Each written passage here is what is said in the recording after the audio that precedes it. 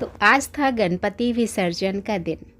जैसे सब लोग बड़ी धूमधाम से गाजे बाजे के साथ इनको घर लाए थे, तो आज सभी लोगों ने इनको विसर्जित कर दिया उसी धूमधाम के साथ, उसी गाजे बाजे के साथ। मैंने कैसे किया वो आपको दिखाऊंगी और साथ ही साथ कुछ ज़रूरी बातें भी आपको बतानी है। मैंने लिया एक भगोने में पानी। बर्तन आप उस साइज का चुनेंगे जिस साइज के आपके गणपति हैं। मुझे लगा मेरे इस भगोने में गणपति फिट आ जाएंगे, तो मैंने यही भगोना लिया। अब इन गणपति महाराज को एक बार फिर से चलते चलते कुछ पुष्प और कुछ अक्षत अर्पण किए और ढेर सारा आशीर्वाद मांगा अगले साल फिर आने के वादे के साथ। अब इसी भगोने में मैं इनको छोड़ के चली जाती हूँ और ठीक आधे घंटे बाद देखिए भगोना कुछ इस तरीके से दिखता है ना। अब यहाँ पर ये मैं आपको इसलिए दिखा रही हूँ क्योंकि दिवाली पे एक मैंने वीडियो पोस्ट किया था कि जो आप मूर्तियाँ लाते हैं तो आप नदियों में प्रवाहित करते हैं, नदियों के जल को गंदा करते हैं, तो सबसे बेहतरीन तरीका है आप पानी में प्रवाहित करिए और इस पानी को अपने पौधों में दे दीजिए। सब कुछ आपके घर के अंदर गणेश जी का आशीर्वाद भी हमारे गमलों में रहेगा।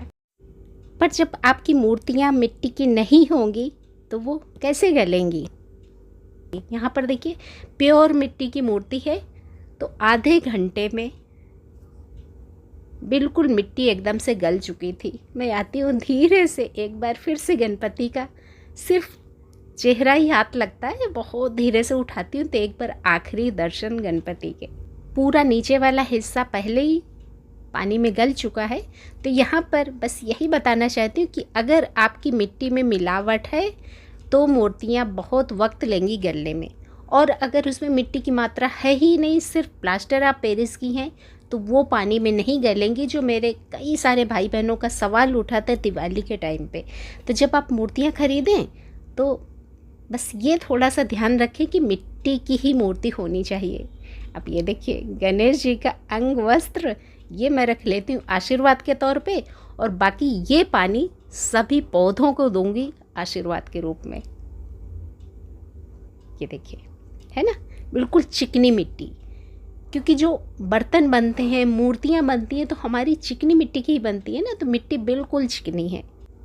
अब इस पानी को आप अपने सारे गमलों में डाल दीजिए। गणेश जी का आशीर्वाद आपको मिल गया और आपके पौधों को भी मिल गया, है ना। बहुत अच्छा तरीका होता है अपनी नदियों को साफ़ सुथरा रखने का, अपने पर्यावरण को साफ़ सुथरा रखने का, और हमारे पौधे भी स्वस्थ, हमारा भी काम हो गया, पौधों का भी काम हो गया, और हमने नदियों को भी गंदा होने से बचा लिया। एक छोटी सी कोशिश शेयर ज़रूर करिएगा। और देखिए नीचे की कुछ मिट्टी बच गई तो मैं इस पौधे में डाल दूँगी। बस यही कोशिश थी आपको बताने की कि अगर मिट्टी की मूर्ति है तो गलने में कोई भी समस्या नहीं आएगी। धन्यवाद।